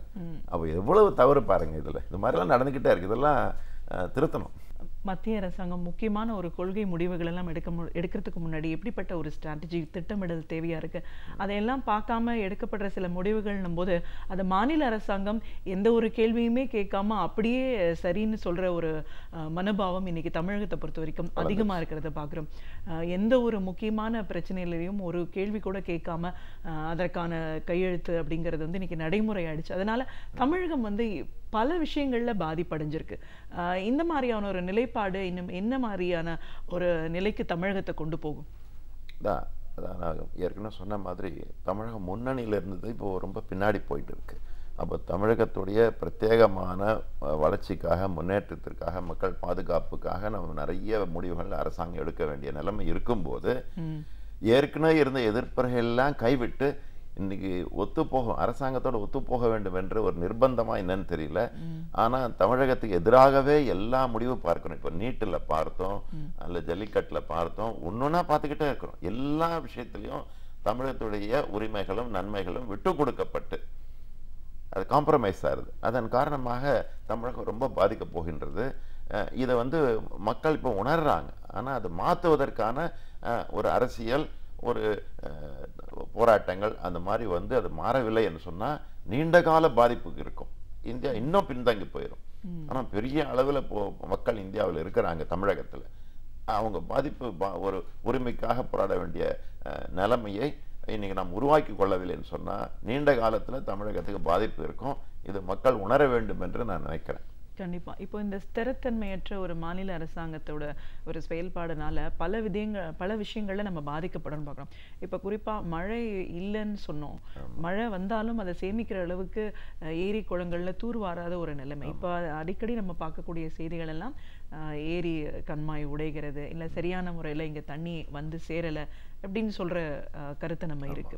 ஸோ இப்போ இதற்கான ஒரு அணுகுமுறை அப்படின்னு பார்க்கும்போது அடிப்படை தேவை உணவு, இருப்பிடம், நீர், இதெல்லாம் நம்ம சொல்றோம். இந்த பேசிக் அம்யூனிட்டிஸை கூட ஒரு பூர்த்தி செய்யாத ஒரு அரசாங்கம் தமிழகத்துல செயல்பட்டு இருக்கு. ஸோ இந்த ஒரு நிலை மாறணும் அப்படின்னா எங்கிருந்து நம்ம இப்போ ஆரம்பிக்கணும் மறுபடியும்? அதாவது ஒன்று ரொம்ப பழங்காலத்துக்கு போகலாம். எப்படி அந்த குளத்திற்கு நீரெல்லாம் எப்படி வந்தது, அந்த நீர், அந்த நிலத்தடி நீர் என்பது எவ்வளவு முக்கியம்னு பார்த்தோம். இன்னைக்கும் அது வந்து பொருந்துகின்றது. ஆனால் அது எதுவுமே கவனிக்காத இந்த அரசாங்கம் இன்னைக்கு ஒன்று நீங்கள் பார்க்குறோம். அவங்க வந்து இந்த லேக் இதெல்லாம் வந்து எல்லாம் விற்றுக்கிட்டே இருக்கிறாங்க. அங்கே வந்து லே அவுட் போட் பண்ணிக்கிட்டே இருக்காங்க. அரசாங்கம் அதை பற்றி கவலைப்படுறது கிடையாது. ஏரிகளில் தூர் வாருவதே கிடையாது. சென்னையிலேயே கூட நம்ம பார்த்துக்கிட்டே இருக்கோம். சின்ன மழை பெஞ்சா பெரிய வெள்ளம் மாதிரி ஆயிடுது. அப்போ இதெல்லாம் அவங்க புறக்கணிச்சுக்கிட்டே இருக்கிறாங்க. இது அவங்களுக்கு தெரிஞ்சும் கூட புறக்கணிக்கின்றார்கள். தேவையில்லாத இடத்துல தண்ணி தேங்குது. இப்போ டெங்கு ஒரு பெரிய பிரச்சனையாக, அது ஒரு தேசிய பிரச்சனை மாதிரி இந்தியாவில் தமிழகத்தில் பேசிக்கிட்டே இருக்கிறோம். அதை எதிர்த்து நாங்கள் போராடுவோம் அப்படின்னு இருக்கிறாங்க. இதுக்கு காரணமே, மூல காரணமே எங்கே கவனிக்கணும்போ கவனிக்க விட்டுடுறாங்க. அப்போ சுகாதாரம், கல்வி, பாதுகாப்பு எல்லாத்திற்கும் அரசாங்கம் பொறுப்பு. ஆனால் இன்னைக்கு பார்த்தீங்கன்னா அரசாங்கத்துக்கு வருமானம் அதிகமாக இருக்குது. நிதி பற்றாக்குறைன்னு சொல்ல முடியாது. மக்கள் பணம் கொடுக்குறாங்க, வரி போடுறாங்க. ஆனால் மக்களுக்கு நன்மையாக செய்ய வேண்டிய குறைந்தபட்ச ஒரு திட்டங்களை கூட இந்த அரசாங்கம் செய்யவில்லை அப்படின்னு சொன்னால் அது ஒரு பொறுப்பற்ற தன்மை அப்படிங்கிறது தான் அது குறிப்பிடுகின்றது. இது இதனால் சுகாதாரம் பாதிப்பு, இயல்பு வாழ்க்கை பாதிப்பு இதெல்லாம் ஏற்பட்டுக்கிட்டே இருக்குது. அப்போ ஒவ்வொரு விஷயத்துலையும் இவங்க பலவீனமாக இருக்கிறாங்க, தவறு செய்கிறாங்க, செய்ய வேண்டியதை செய்யவில்லை அப்படிங்கிறதெல்லாம் அதுதான் இப்போ இன்றைக்கி அரசாங்கத்தோட நிலைமை தமிழகத்தில்னு பார்க்கலாம். ரொம்ப வருத்தமாக இருக்குது. தமிழகத்துக்கு இந்த மாதிரி ஒரு நிலைமையா அப்படின்னு பார்க்கும்போது வருத்தமாக இருக்குது. மாறணும். ஓகே. வியாபாரிகள் அப்படின்னு பார்க்கும்போது இன்னைக்கு சிறு குறு வியாபாரிகள் ஒட்டுமொத்தமாக தாக்கப்பட்டிருக்கக்கூடிய ஒரு சூழல் தான். இப்போ நம்ம விழாக்காலம் பற்றி பேசினோம். சாலையோர வியாபாரிகள்லாம் அன்றாடம் அவர்களுடைய வருமானத்தை வச்சு தான் அவங்களுடைய அடிப்படை வாழ்க்கையை நடந்துக்கிட்டு இருக்கணும் போது ஒரு பண்டிகை காலங்கள் அப்படின்னு வரும்போது அந்த பாதிப்பு பெரிய அளவில் தாக்கியிருக்கு. இப்போ இந்த பண மதிப்பிழக்கம்க்கு அப்புறமா ஒரு குளோபலைசேஷன் அப்படின்னும் போது இந்த பெரிய பெரிய மால் கல்ச்சர்லாம் நம்மளுக்கு அதிகப்படி ஆயிடுச்சு. இந்த சூழல்ல வியாபாரிகள் அப்படின்னு பார்க்கும்போது ஒரு பெரிய ஒரு தாக்கம். வணிகம் அப்படிங்கிறத வச்சுதான் வங்கிகளோட செயல்பாடு இருக்கும்போது வணிகம் முடங்கக்கூடிய ஒரு சூழல் இருக்கு. கரெக்ட். அதாவது நீங்க கரெக்டா சொன்னீங்க. சாதாரண மக்கள் இதுல வியாபாரிகள், சிறு வியாபாரிகள் அதிக அளவில் ஈடுபட்டு இருக்கிறாங்க. ஒன்று, தேவையில்லாத இந்த பண முடக்கம், 500,000 ரூபாய் நோட்டுகள், அதை மிகப்பெரிய கொள்கை ரீதியாக முடிவுன்னு சொன்னாங்க. நாங்கள் கள்ளப்பணத்தை பிடித்து விடுவோம், தவறான நோட்டுகளை எல்லாம் அப்புறப்படுத்தி விடுவோம், தீவிரவாதத்தை அப்புறப்படுத்துவோம், இப்படிலாம் சொன்னாங்க. ஆனால் இப்போ ரிசர்வ் வங்கியை ஒத்துக்கிட்டு இருக்கிறாங்க. என்ன பணத்தை முடைக்கணுமோ எல்லாம் எங்களுக்கு வந்துருச்சு. அப்போ அதனால அரசாங்கத்திற்கு ஆயிரக்கணக்கான கோடி ரூபாயில் செலவுதானே ஒழிய ஒன்றும் நடக்கலை. ஆனால் இன்னும் அதை ஒத்துக்கொள்ள மாட்டேங்கிறாங்க. அதே மாதிரி ஜிஎஸ்டி, அது ஒரு நாட்டுக்கு ஒரு வரி, எல்லாம் சரிதான். ஆனால் அது எவ்வளவு பெரிய பாதிப்பு ஏற்பட்டு சிறு வணிகம் ரொம்ப பாதிக்கப்பட்டிருக்கு. அது மாதிரி சிறு வணிகத்துக்கு எதிராக மொத்த வியாபாரத்தில் அந்நிய நாட்டு மூலதனத்தை கொண்டு வரணும் அப்படிங்கிறாங்க. அப்போது இதெல்லாமே பெரிய முதலாளிகள் கையில் இதெல்லாம் போயிருச்சு அப்படின்னு சொன்னால் இதை நம்பி இருக்கக்கூடிய சிறு வியாபாரிகளுடைய நிலைமை என்ன, ஒரு பெரிய கேள்விக்குறியாயிரும். அப்போ விவசாயிகள் மாதிரி இங்கேயும் நெருக்கடி வந்தால் அடுத்து நம்ம ஆச்சரியப்பட தேவையில்லை, சிறு வியாபாரிகள் தற்கொலை செய்து கொண்டார்கள். அது அடுத்த பத்திரிகை செய்தியாக வரக்கூடிய ஆபத்து இருக்குது. வருத்தமாக இருக்குது, ஆனால் யதார்த்தமாக அப்படி தான் ஏற்பட்டுடும். அப்போ இதுலேயும் அரசாங்கம், மத்திய அரசாங்கம் தவறு பண்ணுறாங்க. அதை தட்டி கேட்க இந்த அரசாங்கத்திற்கு திராணி இல்லாத இருக்கிறாங்க. இப்படி ஒவ்வொன்றுத்துலேயும் இது நல்லாவே இல்லை. இது மாநில அரசாங்கம் தவறு பண்ணுறாங்க. அது அட்லீஸ்ட் நமக்கு பாதுகாப்புக்கு இவங்க கேட்கலாம். இவங்க கேட்பது மட்டுமல்ல, அது தவறு என்று அதை நியாயப்படுத்தி அதோடு ஒத்து போகிறாங்க. அது என்ன நிர்பந்தமோ தெரியல. ஆனால் அதை உடைக்கணும். தமிழக மக்களுடைய பெரிய பொறுப்பு நீங்கள் அப்படின்னு நினைக்கிறேன். அனைத்து இந்திய வங்கி ஊழியர்களை பொறுத்த வரைக்கும் அவங்களுடைய பிரச்சனை ஒரு பெரிய தொடர்கதையாக வாங்கிட்டு இன்னைக்கு ஒரு ஸ்டேபிள் கவர்மெண்ட் இல்லை அப்படின்னு சொல்லும் போது இன்னும் இந்த பிரச்சனைகள் அதிகமாகிறதுக்கான ஒரு சூழல் தான் அமையுது. அதனால தான் தீபாவளி மகிழ்ச்சியா இருக்குமான்ற ஒரு கேள்விக்குறியாக இருக்கு. அதோட பொதுச் செயலாளர் அப்படிங்கிற முறையில் இன்னைக்கு இந்த விஷயங்கள் இன்னும் என்ன மாதிரியான ஒரு அணுகுமுறையை நீங்க மத்திய அரசு கிட்ட முன்வைக்க போறீங்க? என்ன மாதிரியான ஒரு அப்ரோச்சஸ் இன்னும் எதிர்காலங்களில் இருக்க போகுது? அது ஒண்ணுங்க, அடிப்படை இந்தியா ஒரு ஜனநாயக நாடு, முன்னேற வேண்டும். பின்தங்கி இருக்கிறோம், முன்னேறணும். அதுக்கு அடிப்படை ஜனநாயகம். ஏன்னா பன்முகப்பட்ட ஒரு நாடு நம்ம. ஆனால் இன்றைக்கி இருக்கக்கூடிய அரசாங்கம் அந்த ஜனநாயக மரபுகளிலிருந்து அவங்க தள்ளி போய் ஜனநாயகம் இல்லாமல் எதேச்சகாரிகாரமாக அவங்க பண்ணணும்னு நினைக்கிறாங்க. முதல்ல ஜனநாயகம் வர வேண்டும். ரெண்டாவது, மிகப்பெரிய அளவில் சாதாரண மக்கள் பாதிக்கப்பட்டிருக்கிறாங்க. அது பெண்களோ, ஏழை மக்களோ, விவசாயத்திலேயோ, கிராமப்புறத்திலேயோ, தொழிலாளிகளோ அதிகமாக பாதிக்கப்பட்டிருக்கிறாங்க. ஆனால் ஒரு விந்தை என்னன்னு பார்த்தீங்கன்னா, ஜிடிபி நம்பர் எண்ணிக்கை குறைஞ்சிருக்குன்றது எல்லாரும் ஒத்துக்கிட்டாங்க. இப்போ பிரதம மந்திரியே அதை சொல்லி அதுக்காக ஆலோசனை எல்லாம் பண்ணிக்கிட்டு இருக்கிறாங்க. ஆனால் பெரும் முதலாளிகளுடைய லாபம் என்பது அதிகரிச்சிருக்குன்னு இப்போ ஒரு அறிக்கை வந்திருக்கு. அப்போ ஏழைகள் வயிற்றில் அடித்து விட்டு பெரும் முதலாளிகள் இன்னைக்கு வளரக்கூடிய ஒரு கொள்கைக்கு ஆதரவாக இந்த அரசாங்கம் இருப்பது வெளிப்படுகின்றது. அப்போ இதை மாறி ஜனநாயகத்தோடு சாதாரண மக்களுக்கு பாதுகாப்பு அளிக்கக்கூடிய ஒரு பொருளாதார அரசியல் மாற்றம் வரவில்லை என்று சொன்னால் இந்தியா வந்து தவறான ஒரு பாதையில் போய் சிக்கலில் போயிடும். அது வந்து எதற்காக சுதந்திரம் வந்தது அப்படின்னு மக்கள் கேட்க ஆரம்பிச்சிடும். அதனால் இளைஞர்கள் இப்போ அரசியலே தேவையில்லை அப்படின்னு நினைக்கிறாங்க. ஊழலை ஒழிக்கிறாங்க, கருப்பு பணத்தை ஒழிக்கிறாங்க, அதெல்லாம் ஒன்றுமே ஒழிக்கலை. ஆனால் யதார்த்தமாக மக்களுக்கு நன்மை தரக்கூடிய ஜனநாயக தன்மையோடு இந்த அரசாங்கம் செயல்பட்டால், அதுக்கு தகுந்த மாதிரியாக நம்ம தமிழக அரசும் செயல்பட்டால்தான் ஒரு விடியல் ஏற்படும். அதற்காக மக்கள் தயாராக வேண்டும் அப்படின்னு நினைக்கிறேன். நான் குறிப்பாக இளைஞர்கள் தயாராகணும். அனைத்து இந்திய வங்கி ஊழியர் சம்மேளனத்தின் பொதுச் செயலாளர் அப்படிங்கிற முறையில் இன்னைக்கு இருக்கிற அரசியல் சூழல் எப்படி இருக்கு, மக்கள் எந்த அளவுக்கு பாதிக்கப்படுறாங்க, மத்திய அரசாங்கத்தோட புதிய கொள்கை முடிவுகள்னால வங்கிகள் எவ்வளோ தூரம் பாதிக்கப்பட்டிருக்கு, வியாபாரம் எவ்வளோ தூரம் பாதிக்கப்பட்டிருக்கு, ஒரு மாநிலத்திற்கு பிரச்சனை அப்படின்னு வரும்போது அதுக்கு எதிராக தட்டி கேட்டு குரல் கொடுக்க வேண்டிய ஒரு மாநில அரசாங்கம் எந்த அளவுக்கு ஒரு செயலற்ற நிலையில இன்னைக்கு இருக்கு, இதனோட பாதிப்பு எவ்வளவு தூரம் மக்களை தாக்கியிருக்கு, ஒரு மாற்றம் எவ்வளவு தூரம் இன்னைக்கு அவசியமானது, இப்படின்னு பல விஷயங்களை எங்களோட நீங்க முழுமையா பகிர்ந்ததுக்கு நன்றி. ரொம்ப மகிழ்ச்சி. தீபாவளி வாழ்த்துக்கள். நன்றி. நாள்தோறும் பல புதிய தகவல்களை நம்முடன் பகிர்ந்து கொள்ளும் பேராசிரியர் சுபவீர பாண்டியன் அவர்கள் இன்று என்ன தகவலை நம்முன் வைக்கப் போகிறார் என்பதை பார்க்கலாம். நான் வீடியோலே வாணிகேஷன். அடுத்த பகுதியாக வரவிருப்பது ஒன்றை சொல் நன்றி சொல்.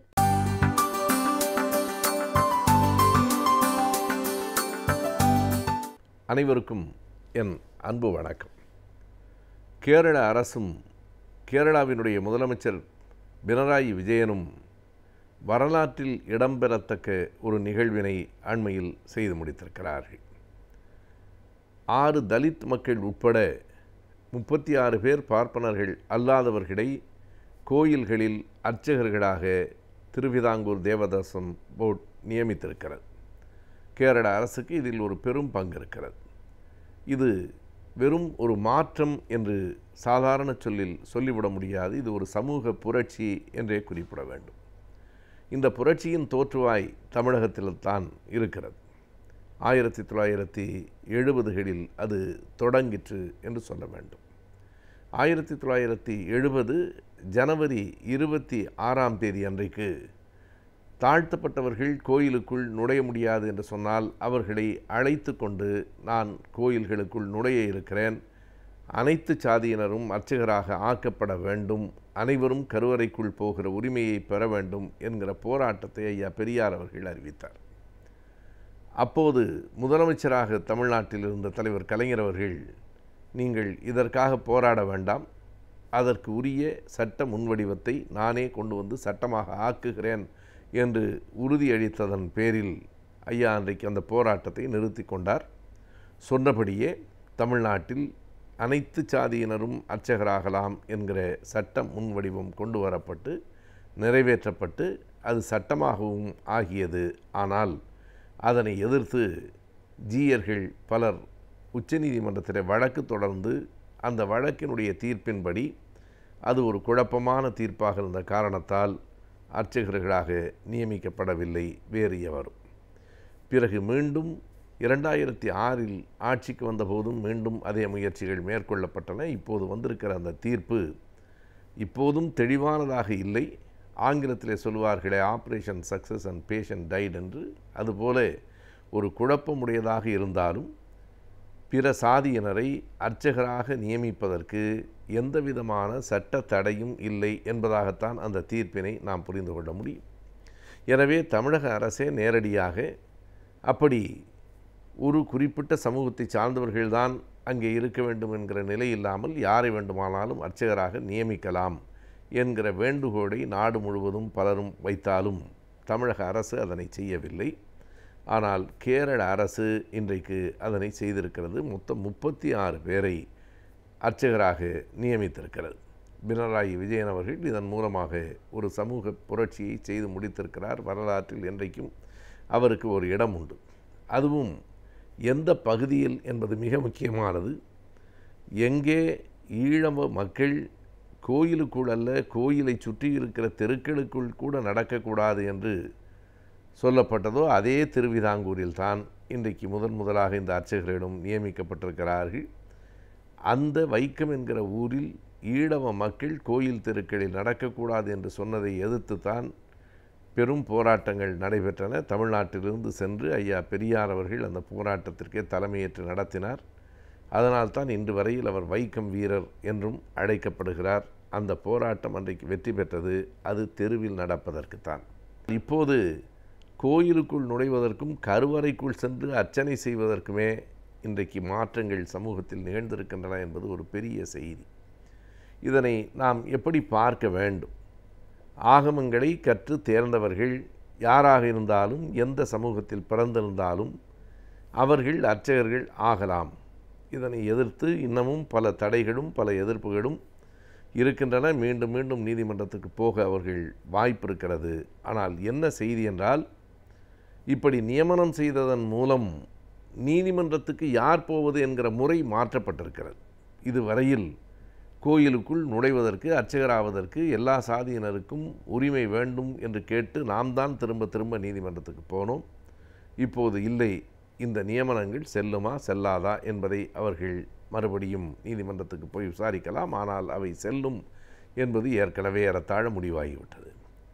அது மட்டுமல்லாமல் இன்னொரு செய்தி, மீண்டும் ஒரு தீர்ப்பை கூட நீதிமன்றத்திலே வாங்கி கொண்டு வந்தாலும் தலித்தாக பிறந்த ஒருவர் அந்த கோயிலின் கருவறைக்குள் சென்று அர்ச்சனைகளை முடித்த அந்த செயல் நிறைவேறிவிட்டது. இனி எத்தனை காலம் முயன்றாலும் நடந்தது தான். வேண்டுமானால் ஜெகஜீவன் ராம் அவர்கள் சிலையை திறந்தார் என்பதற்காக அந்த சிலைக்கு தீட்டு கழித்தார்களே, அப்படி கருவறைக்கே வேண்டுமானாலும் தீட்டு கழிக்கலாம். எத்தனை தீட்டுகளை கழித்தாலும் நடந்தது தான். அதை யாராலும் இனி மாற்ற முடியாது. இந்த கோயில் நுழைவு போராட்டம் என்பது தமிழக வரலாற்றில் ஒரு நீண்ட நெடிய பாரம்பரியம் உடையது. தொடர்ந்து நடைபெற்று கொண்டிருக்கிறது. அதுவும் வரலாற்றில் பல செய்திகள் தவறாக பதியப்பட்டிருக்கின்றன. 1939ஆம் ஆண்டு வைத்தியநாதையர் தலைமையில் மீனாட்சி அம்மன் கோயிலில் தாழ்த்தப்பட்டவர்கள் நுழைந்ததுதான் முதல் அரிஜன நுழைவு கோயில் நுழைவு போராட்டம் என்கிற பதிவை, தவறான பதிவை பல பாடப்புத்தகங்களும் கூட சொல்லிக் கொண்டிருக்கின்றன. அதற்கு 13 ஆண்டுகளுக்கு முன்பே 1926லேயே அந்த போராட்டத்தை சுயமரியாதை இயக்கம் தமிழகத்திலே தொடங்கிற்று. 1926லிருந்து 29 வரைக்கும் நாம் எடுத்து பார்த்தால் தமிழ்நாட்டின் பல கோயில்களில் தாழ்த்தப்பட்ட மக்களை அழைத்து கொண்டு கோயில் நுழைவு போராட்டத்தை சுயமரியாதை இயக்கம் செய்திருக்கிறது என்பதை நாம் அறிய முடியும். அது சுசீந்திரத்தில், ஈரோட்டில், மயிலாடுதுறையில், திருச்சியில் என்று பல இடங்களிலும் அந்த கோயில் நுழைவு போராட்டம் நடந்திருக்கிறது. அதற்கு பிறகு 10 ஆண்டுகளுக்கு பிறகுதான் மதுரையிலேயும் அது நடைபெற்றது. இன்றைக்கும் கூட அந்த போராட்டங்கள் ஒரு பக்கம் நடக்கின்றன. இப்போது வந்திருக்கிற பெரிய முன்னேற்றம் என்ன என்றால், கோயிலுக்குள் நுழைவதற்குத்தான் போராட்டம் நடத்தினோம், இப்போது கருவறைக்குள்ளேயே நுழைகிற உரிமை கிடைத்திருக்கிறது. இங்கே பல படிநிலைகள் கோயில்களில் இருக்கின்றன. ஒரு குறிப்பிட்ட வகுப்பை சார்ந்தவர்கள் கருவறை வரைக்கும் போகலாம். மற்றவர்கள் அந்த கருவறைக்கு முன்னால் வரையில் தான் நிற்க முடியும். தாழ்த்தப்பட்டவர்களாக, தலித் மக்களாக பிறந்தவர்கள் கோயிலுக்குள்ளேயே நுழைய முடியாது என்கிற 3 நிலைகள் இருந்தன. யார் கோயிலுக்குள்ளேயே நுழைய முடியாது என்று ஒரு மதம் சார்ந்த சட்டம் சொல்லிற்றோ அது உடைத்து தகர்த்து எறியப்பட்டு இன்றைக்கு அந்த மக்கள் கோயிலுக்குள் அல்ல, கோயில் கருவறைக்குள் நுழைந்து அர்ச்சனை செய்கிற உரிமையையும் பெற்றிருக்கிறார்கள்.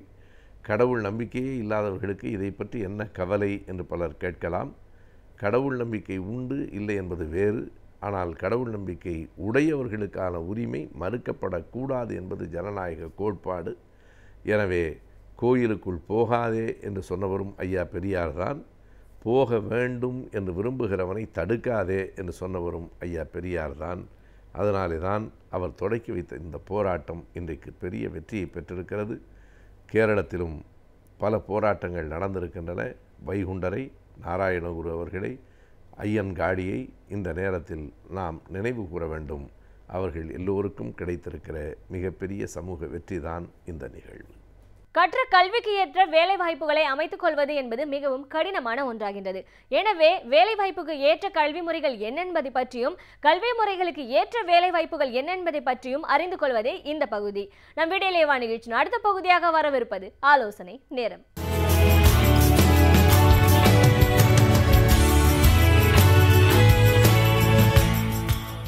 வணக்கம். நாம் இந்த ஆலோசனை நேரம் நிகழ்ச்சியில்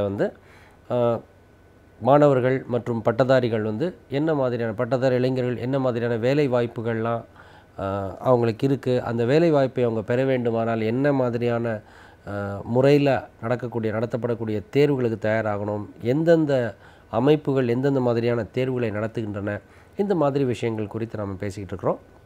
அதில் நேற்றுக்கு நம்ம வந்து யூபிஎஸ்சி, அதாவது மத்திய பணியாளர் தேர்வாணையம் நடத்தக்கூடிய ஐஏஎஸ் தேர்வுகள்னு சொல்லக்கூடிய அந்த சிவில் சர்வீசஸ் எக்ஸாமினேஷன் எப்படி தயாராகணும், அதற்கு என்ன மாதிரியான வழிமுறைகள் அப்படிங்கிறது குறித்து நம்ம பேச தொடங்கினோம். அதில் வந்து நான் நேற்றுக்கு சொல்லும்போது உங்களுக்கு வெறும் அதுக்கான எலிஜிபிலிட்டி க்ரைட்டீரியா சொன்னேன். அதாவது ஜென்ரல் கேட்டகரியாக இருந்தால் 21 வயதுலேருந்து 32 வயது வரைக்கும், அண்டு பொது பிரிவினராக இருந்தால் வந்து என்ன வயது வரம்பு, அது மாதிரி விஷயங்கள் சொன்னேன். இப்போ இந்த தேர்வு வந்து என்ன மாதிரியான படிநிலைகளில் நடக்குது, எப்படி நடக்குது, என்ன நடக்குதுங்கிற டீட்டெயில் நம்ம பார்க்கலாம்.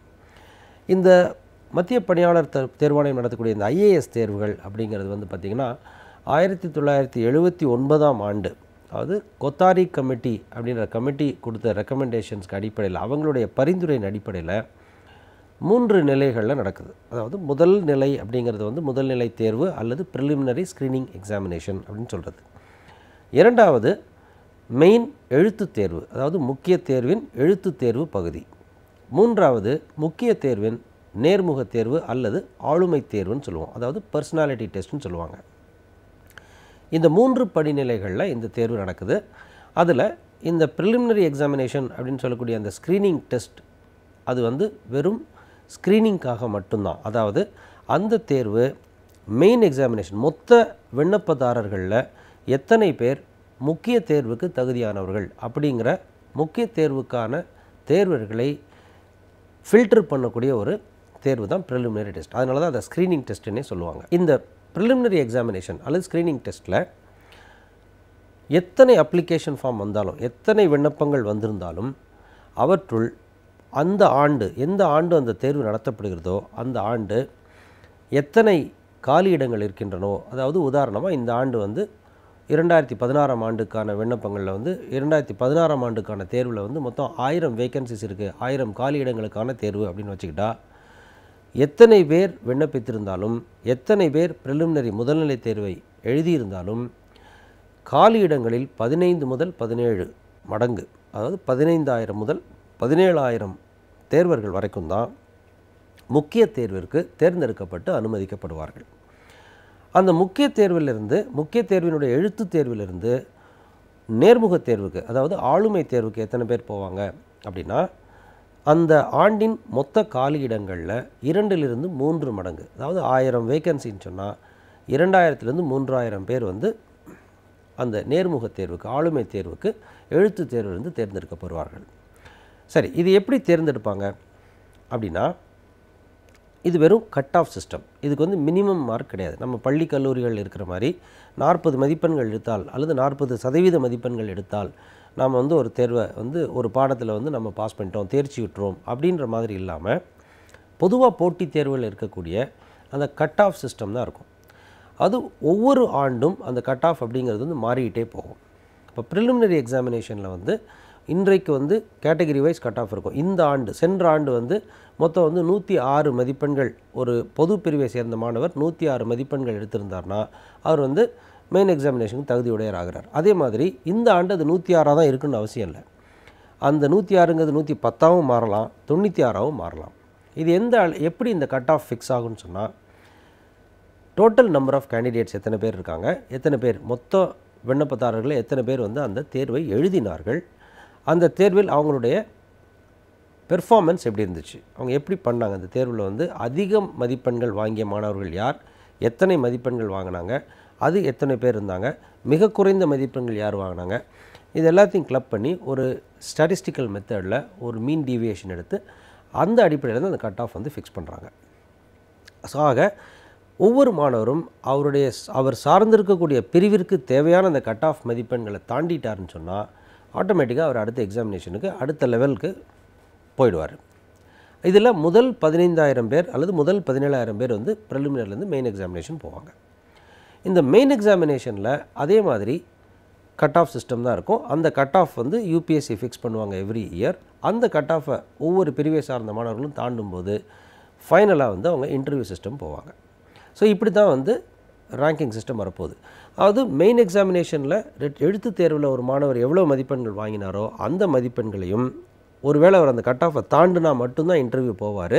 அப்படி அந்த கட் ஆஃபை தாண்டி அவர் இன்டர்வியூ போகிற போது அவர் மெயின் எழுத்துத் தேர்வில் என்ன மதிப்பெண்கள் வாங்கினாரோ அதையும், இன்டர்வியூவில் என்ன மதிப்பெண்கள் வாங்கினாரோ அதையும், இரண்டையும் கூட்டி அந்த கூட்டுத்தொகையில் அவருக்கு எவ்வளோ மதிப்பெண்கள் வந்ததோ அந்த அடிப்படையில் தான் அவருக்கு வந்து சர்வீஸ் ரேங்கிங் வரும். அந்த ரேங்கிங் அடிப்படையாக வச்சு தான் அவங்களுக்கு பின்னாடி சர்வீசஸ் அலாக்கேட் ஆகும். எந்த பணிக்கு அவர் தேர்ந்தெடுக்கப்படுகிறார் அப்படிங்கிறது வந்து அந்த ரேங்கிங்கை வச்சு தான் வரப்போகுது. இப்போ நாம் வந்து இந்த தேர்வினுடைய டீட்டெயில்டான விஷயங்களை பற்றி நம்ம பார்க்கலாம். அதில் முதல்ல வந்து நம்ம ப்ரிலிமினரி எக்ஸாமினேஷன் பற்றி தெரிஞ்சுக்கலாம். இப்போ இந்த ப்ரிலிமினரி எக்ஸாமினேஷன் அல்லது முதல்நிலை தேர்வு அப்படிங்கிறது வந்து 2 தாள்களை கொண்டது. முதல் தாள் வந்து ஜென்ரல் ஸ்டடீஸ்னு சொல்லுவோம், பொது அறிவு தாள். இரண்டாம் தாள் வந்து சிசாட்னு சொல்லக்கூடிய ஆப்டிடியூட் பேப்பர். அது ஜென்ரல் ஸ்டடீஸ் பேப்பர் 2ன்னு சொல்லுவாங்க. ஆனால் காமன் பார்லன்ஸில் அதை சிசாட் அப்படின்னு நம்ம புரிஞ்சுக்கிறோம். இந்த 2 தாள்களிலுமே 200 மதிப்பெண்கள் உண்டு. அதாவது முதல் தாள் 200 மதிப்பெண்ணுக்கு, இரண்டாம் தாள் 200 மதிப்பெண்ணுக்கு, மொத்தம் 400 மதிப்பெண்களுக்கு ப்ரிலிமினரி எக்ஸாமினேஷன் நடக்கும். இந்த முதல் தாளில் வந்து history, geography, economy, constitution, current அஃபேர்ஸ்னு எல்லா விதமான சப்ஜெக்ட்ஸும் சேர்ந்து ஒரு கலவையாக தான் இந்த முதல் தாளில் இருக்க போகுது. இரண்டாவது தாளில் வந்து quantitative aptitude, reasoning ability, English comprehension, reading comprehension, அப்புறம் problem solving and decision making, இந்த மாதிரியான விஷயங்கள் இருக்கும். இந்த முதல் தாளில் மொத்தம் 200 கேள்விகள் இருக்கும். ஒரு கேள்விக்கு 2 மதிப்பெண்கள் வீதமாக 200 மார்க்கு இந்த முதல் தாளுக்கு உண்டு. இரண்டாம் தாளில் மொத்தம் 80 கேள்விகள் கேட்கப்படும். 80 கேள்விகளுக்கும் ஒரு கேள்விக்கு 2.5 மதிப்பெண்கள் வீதம் 200 மதிப்பெண்களுக்கு உண்டு. ஆக 200 + 200 400 மார்க்குக்கு உண்டு. இதில் இரண்டாம் தாள் ஒரு எலிஜிபிலிட்டி பேப்பர் மட்டும்தான். இந்த சிசாட் அப்படிங்கிற எக்ஸாமினேஷன் என்ன அப்படிங்கிறது குறித்த விஷயங்களுக்கு நாம் நாளைக்கு டீட்டெயில்டாக பார்ப்போம். அதுக்கு முன்னாடி நான் உங்களுக்கு இந்த எக்ஸாம் பற்றி சொல்லிடுறேன். இந்த சிசாட் அப்படின்றது வந்து ஒரு எலிஜிபிலிட்டி மட்டும்தான். 200 மதிப்பெண்களுக்கு ஒரு மாணவர் 66 மார்க் வாங்கியே தீரணும். அப்படி வாங்கினா தான் அவருடைய முதல் தாள் திருத்தப்படும். ஆக முதல் தாளில் எவ்வளோ மதிப்பெண் 200 மார்க்குக்கு ஒரு மாணவர் வாங்குறாரோ அதை பொறுத்து தான் அவர் மெயின் எக்ஸாமினேஷன் கிளியர் பண்ணுவாரா அல்லது போவாரா மாட்டாராங்கிறது டிசைட் ஆகும். ஆனால் சிசாட் முக்கியமாக எலிஜிபிலிட்டி, சிசாட்டில் 66 மதிப்பெண்கள் வாங்கியிருந்தால் மட்டும்தான் அந்த மாணவருடைய முதல் தாள் திருத்துவதற்கே எடுத்துக்கொள்ளப்படும். இதில் இன்னொரு முக்கியமான விஷயம் என்ன கவனிக்கணும்னா, இந்த ப்ரிலிமினரி எக்ஸாமினேஷனில் நெகட்டிவ் மார்க்கிங் உண்டு. ஆக இந்த நெகட்டிவ் மார்க்கிங்னால் நீங்கள் தவறான விடையளித்தால் உங்களுக்கு நீங்கள் வாங்கிய மதிப்பெண்களில் சிலவற்றை இழப்பீர்கள். அதனால் பயந்துட வேண்டாம். என்ன பண்ணணும், அதுக்கு எப்படி தயாராகணும் அப்படிங்கிறது குறித்து நம்ம இந்த ஆலோசனை நேரத்தில் தொடர்ந்து பார்ப்போம். மீண்டும் நாளை சந்திக்கும் போது இதை பற்றின தொடர்ச்சியாக நாம் பேசலாம். நன்றி, வணக்கம்.